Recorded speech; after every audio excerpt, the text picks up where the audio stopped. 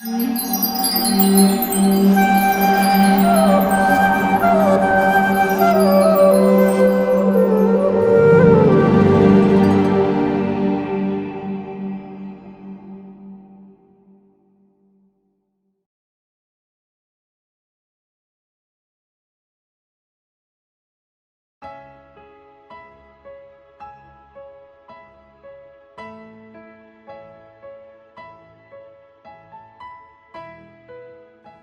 Krishna. Welcome back to our Demystifying Reincarnation series. We are discussing near-death experiences. And could it be possible that somebody whose heart is not beating, whose brain waves are flat, for whom they have been given an artificial heart attack, the body temperature has been brought down to 60 degrees Celsius Fahrenheit, whose head has been drained of all blood, can such a person see what is happening to them, hear what the medical staff is talking, and describe events accurately when their ears are covered with plugs that are emitting sounds which are louder than a train whistle, and these sounds are coming at the frequency of 10 to 20 such whistles per minute. Such is an extraordinary case, that is the case of Pam Reynolds, described by Michael Sabom, a pioneering researcher, in his book Light and Death. So near-death experiences are often thought of as explainable through the idea of partial consciousness. Maybe the subjects were partially conscious, and that's how they were able to describe accurately whatever was happening. Before we go to Sabom's case, let's discuss another case which is described by Pim van Lommel in an article published in Lancet. So he described the case of a person who was in a park and suddenly got a heart attack. And the heart attack was so devastating that he went into the coma at that time. And he was rushed to a hospital, and when he came to the hospital, he was already in deep coma. And the medical staff rushed around him. He had dentures, so in order to give the shock to revive the person, they had the dentures removed, and a nurse removed the dentures and put them aside on the cart, and they started giving vigorously the attempt to resuscitate him, and they kept trying for 30 to 45 minutes, and finally they saved his life. His heart started functioning again. After this, for 7 full days he remained in coma, and after 7 days, when he came back to consciousness, at that time he asked the medical staff for his dentures, and nobody could locate the dentures. And then the same nurse who had actually removed the dentures and kept, she came to attend to him, and as soon as he saw her, "Hey, you kept my dentures, please get them." She was surprised, and he told her, he described the cart on which she had kept. Now she had kept the dentures, but in the heat of the moment, so much had been happening that she had forgotten that she had kept the dentures there. And he told her, he described the cart, he described the kind of bottles that were on the cart, and he also described the kind of drawers that were there in the lower part of the cart. Not only that, he also described that when he was brought into the hospital, at that time, what were the kind of people who were there, and how were they attired, what were the looks on their faces, how they were talking with each other. All this he described, and he said he saw all this from an out-of-body perspective above, and he said that he had been mortally scared because he feared that the medical staff was on the verge of abandoning their efforts to resuscitate him. And that nurse, as well as the other medical staff, they confirmed that this was true, because they had tried for 5, 10, 15, 20 minutes to try to resuscitate him, and they had not succeeded. So he had looked in such a terrible condition when he had brought in deep coma. They had thought there was no chance of resuscitating him. So he had been desperate, trying to somehow communicate to them, "Please don't stop, please continue, please continue, please continue, I'm here, I'm alive." So he said he had been in great anxiety. So now this incident begs the question, how could a person who was already in coma when brought into a hospital, and who had a heart attack already, which had put him into coma, and who did not come out of the coma for 7 days after that. How could such a person have been conscious? And had described things which people who had been conscious had forgotten, such as the location of dentures. Even if he had been conscious, it's just not possible at that time, in that situation, for a person to be biologically conscious. So the fact that he described this means that his consciousness was actually coming from a source above his body. In another even more fascinating case is of Pam Reynolds, as I mentioned at the start. Now Reynolds, she was in North America, and she during a medical checkup came to know that she had a giant basilar aneurysm. That means there was a swelling at the bottom of her brain, and that swelling was like a time bomb. It could explode any moment, and if it exploded, it would kill her. And it was at such a deep location in the brain that reaching it and removing it was almost impossible. So most doctors told her that the case was hopeless, that there was no chance of her living.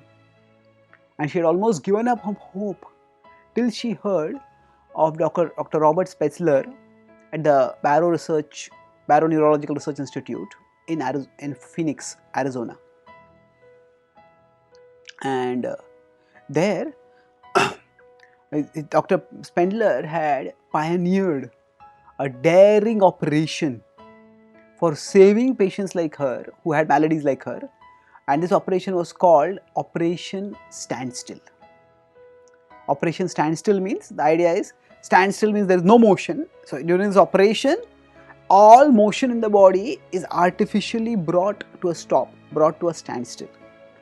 And what does this operation involve? Now, first, the patient is given an artificial, humanly induced, mechanically induced heart attack.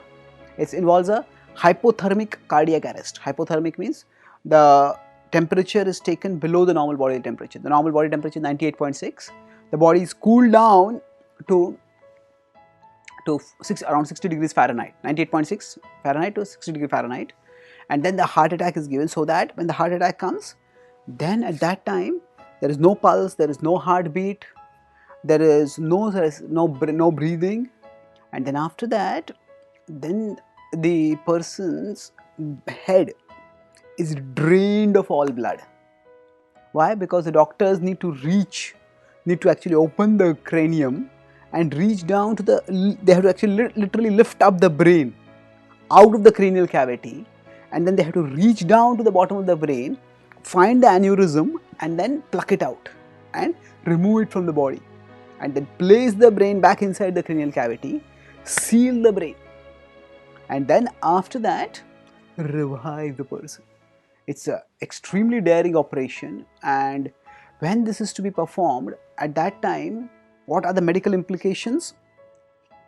Dr. Spetzler describes that at that stage in the operation, nobody can observe or hear in that state. And I find it inconceivable that your normal sense such as hearing, let alone the fact that she had clicking modules in each ear, that there was any way to hear what she heard through normal auditory pathways. Now what does this mean? Actually, when she had been completely made unconscious like this, at that time Reynolds had a near-death experience. And what was that? She saw herself from above her body, and she saw herself, first thing she saw is the peculiar way in which her hair had been shaved. The doctors had to open the cranial cavity, and for that they had to cut off her hair. So she was alarmed to see the way her hair had been shaved off. And then she saw that somebody was operating in her groin area. And she thought, what is going on over here? That actually this is supposed to be a brain surgery. What are they doing at the groin area? Then she heard a female voice saying, oh, he says the veins here are too small. Then a male voice responded, try the other leg. And then they started doing something on the other side, other side of her groin. And actually what had happened was, for when they give a artificial heart attack, they have to have a support system by which, in case a bypass has to be done, and when a bypass has to be done, they have to have a means to access the heart, and that's why they have a incision and a pathway from the thighs upwards. So the main surgeon was going to operate on the brain, and there was a cardiac surgeon who was also there, who was assisting. So the cardiac surgeon was female, and Spenzler was the main surgeon, who was a neurosurgeon. And then she described this conversation. She described many other details, but for our case, that she heard a conversation was especially significant. Why? Because in this case, when the surgery is to be done, it is vital that the patient be absolutely unconscious, because it's such a delicate operation. If the patient is even slightly conscious and the patient makes one abrupt move because they are conscious and they feel that, oh, they are being cut or whatever, then that move can be devastating. So to ensure that the patient stays absolutely unconscious, what is done is, there are ear pads or ear plugs, we could say. They are fixed on the ears, completely covering the ears, and in that, loud sounds of around 90 to 100 decibels, there are clicks, they come out at almost 11 to 13 clicks per second. So these clicks are as loud as a whistling tea kettle or as a train whistle as it is rushing by. So the idea is, normally if a person is sleeping, then if a loud noise comes near their ear, they'll wake up immediately. That's the principle of alarm clocks. That's how people wake up by alarm clock. So here the alarm clock, we normally keep it near the bed or near the ear, but here these modules which produce these clicks, they were fixed to the ears. And if there is even the slightest remnant of consciousness in the person, then this loud clicking modules will immediately cause the person to wake up. And as soon as the doctors see, even in the brain there is some response that this loud noise is coming through the ears, and if it is going to the brain, if the brain itself is conscious of this, the brain waves will show a response. And when, despite such loud noises, 11 to 13 clicks per second at 90 to 100 decibels, when they are coming, and when there is no response in the brain in spite of this, even when then the brain waves stay flat, that means that the person is not conscious at all. And at such a time, when such loud noises are coming through apparatus affixed to the brain, for a person to hear some conversation that happened at a normal human conversational level, probably 60 decibels, it is impossible. And Reynolds, she was not in the least distracted by that conversation, by that clicking sound. In fact, what to speak of being distracted, when she was asked about it, she said, I didn't even hear that sound. So then she was asked, how did you hear them? She said, I heard by some auditory channel that had nothing to do with the body. So just as she was seeing without the body, she was seeing from above, her body below. Like that, she was also hearing from above without the body being involved in it. So what does this mean? This means again that the soul, or whatever is the source of consciousness, that had separated from the body and was observing and hearing from above the body. So what does Spetzler say about this? I don't have an explanation for it. I don't know how it's possible for it to happen, considering the physiological state she was in.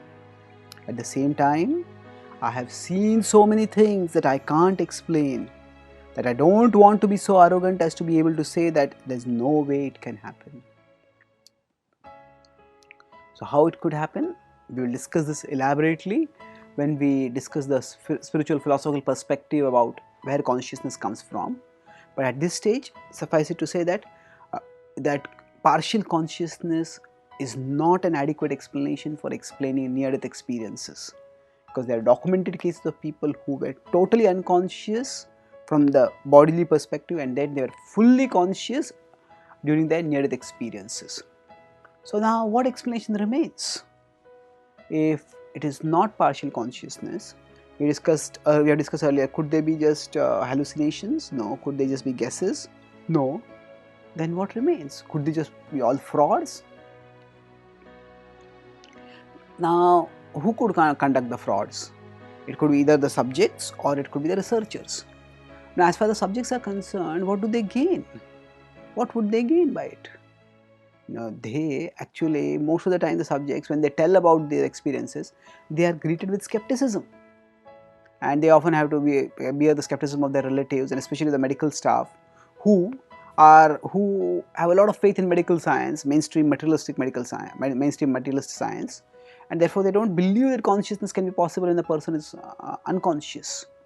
So they have to endure this all cynicism, and still, if they are speaking, most of the times, it is not that these near-death experiencers, they go on the public media and they speak to the whole world that I had this case. It is only when near-death experiencers solicit, they want to do some case study and they solicit information, then they tell the information. So fraud does not lead to any gain for them. Now it could be that some of them may feel that their religious belief in an afterlife is vindicated by the near-death experiences. That's possible, but just vindication of one's belief does not explain the content of the experience. And that content is not just, oh, you believed in Jesus, so you saw Jesus. That's not what we are talking about. But whatever you believed in, whatever somebody might believe in, we are not talking about beliefs, we are talking about facts. How could somebody who was conscious be able to describe information which they could not have known by any other means? What is the scope for a fraud over here? There is no scope itself. Now, what about the researchers? Could they have colluded with the subjects? Or could the medical staff have colluded and acted as if the subjects had given the information, when actually the subjects have been fed the information? That's also a possibility. But we see that the near-death experiences have similar patterns throughout hundreds of cases reported by researchers, researched by researchers and reported by subjects all over the world. And these involve even children. So how would children who are not even in their teens, how could they have been persuaded to join an international collusion with strangers whom they had never met and whom they never meet? It is not that subjects from one part of the world and other parts of the world regularly have meetings and they decide what stories they are going to tell. No, there is no chance of collusion over there. Along with that, near-death experiences are no longer a fringe, loony branch area of study. Now, there are many research bodies which adhere to standards of mainstream scientific research. That is NDEs, the International Association for Near-Death Studies, which involves researchers with impeccable credentials in science from mainstream scientific institutes who have been intrigued by this field and have used their best faculties to evaluate their field with the required level of scientific criticality. So the level of criticality and scrutiny that they subject to, so the near-death cases to, is seen in their quarterly magazine, The Vital Signs, and the peer-reviewed journal of near-death studies. So therefore, to dismiss away all these explanations as frauds is actually blatantly biased. Emily Kelly is a part of a team of authors who has written a book called The Irreducible Mind Towards the Psychology for the 21st Century. It's a classic exhaustive anthology of research in various fields that points to the irreducibility of the mind. And there she addresses the deception, the fraud hypothesis. She says that deception is certainly always a possibility to be guarded against in individual cases. But when this suggestion is used repeatedly and without supporting evidence as a blanket defense against the entire body of evidence. It should be recognized for what it is, which is simply an unwillingness to examine that evidence in a truly scientific spirit. So the true scientific spirit is what? That we let the evidence speak for itself. We don't let the evidence be silenced to support our own pet beliefs. So the pet belief that is there in mainstream science today is that matter and brain are the source of consciousness. And because of this pet belief, evidence to the contrary is often sidelined, denigrated and silenced. But this is not the spirit of science. Science has advanced throughout its history by examining the fringes. Newtonian classical physics had more or less explained much of the motion of physical objects by the start of the 20th century. But it was on the fringes there were some problems. The motion of cosmic bodies was not explainable as well, and black body radiation was not explainable by classical physics. And if scientists had just sidelined these two fields, then Newtonian classical physics would just have continued on. But the focus on these two branches of study led to the development of, firstly, relativity physics for explaining the motion of cosmic objects nearing the speed of light, and to quantum physics. And both of them revolutionized physics. So science progresses by examining that knowledge, that evidence which is at the fringes. What is already explainable by current theories, just focusing on that will not expand our knowledge. What is not explainable by current theories, when we examine that, that is when our knowledge will expand. So we have discussed till now about, first we started in this series discussing about about past life memories, which suggest that consciousness or conscious being can leave one body and go into another body. And in this session we discussed about how the conscious being can leave the body and still be conscious from an outer body perspective. So these are, we could say, empirical evidences for the idea that consciousness can exist outside the brain. Now science has these two aspects. There is experiment observation, there is the empirical aspect, and there is the conceptual or theoretical aspect. So in our next session we will discuss from a theoretical perspective, does it make sense to conceive that consciousness exists outside the body? How would it be possible? And what would it mean? That we will discuss in our next session. Right now, to summarize, in this session we discussed about the explanations of consciousness of near-death experiences as coming from partial consciousness, and how that does not work. And therefore, we also discussed the fraud hypothesis. So to go over quickly the near-death experiences and analysis, what are the possible explanations and why those explanations don't work? Could they be hallucinations? No, because hallucinations are disorderly and leave subjects feeling confused, and they often have biological causes. Near-death experiences are very orderly, they help the subjects feel illumined, and they occur even when none of the causes of hallucination are present. Then could the near-death experiences just be guesses, educated guesses? No, because the near-death experiencers describe specific details that require methodical observation, which cannot be known by lay people who cannot have some specific knowledge. Then could it be near-death experiencers are having partial consciousness? No, because when we are partially conscious, we are more likely capable of hearing than of seeing, whereas near-death experiencers see, and they actually see. It's not that they are manufacturing their sights based on the touches or sounds. And not only are they able to see themselves, but they are able to see things beyond their vicinity also. Paranormal perceptions are there. Not only that, they are also able to, even when they are blind, they are able to see. And not only that, even when they are completely unconscious, medically documented, we discussed the cases of Pam Reynolds and the case reported by Wim Van Lommel in Lancet about how in complete unconsciousness also there were people who were conscious and had vivid perceptions which they described and which were verified later. And then could this all be fraud? It's because that the subjects have nothing to gain by doing a fraud, and they have no means to do a fraud also, because when they are unconscious, how can they know any information? And the medical staff, are they could they be colluding, or could the researchers be colluding? In one or two cases it might be possible, and in the individual cases we have to be cautious.